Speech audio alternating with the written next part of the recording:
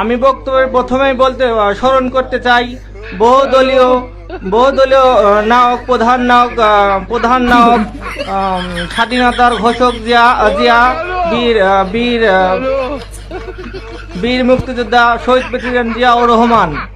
আমি আরো স্মরণ করতে চাই 90 দশকের কিংবদন্তি সৌরা শাসকের কিংবদন্তি তিনবার প্রধানমন্ত্রী বাংলাদেশের মমতাময়ী মা বেগম খালেদা জিয়াকে।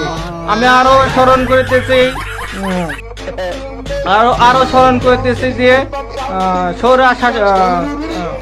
বৈষম্য আন্দোলনের প্রধান নায়ক, তিনি সোনালী যৌবন কাটিয়ে দিয়েছেন এই বৈষম্যের বিরুদ্ধে দেশ নায়ক জনাব তারেক রহমানকে।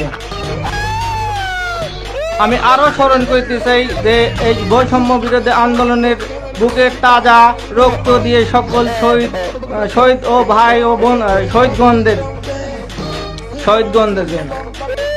এখন আমরা একটা কথাই বলতে চাই যে আমরা একজন ছিলাম সাবু গ্রুপ, একজন ছিলাম হারুন গ্রুপ, এমন কিছু লোক যেমন মুজাহিদ গ্রুপ ছিল, কিছু লোক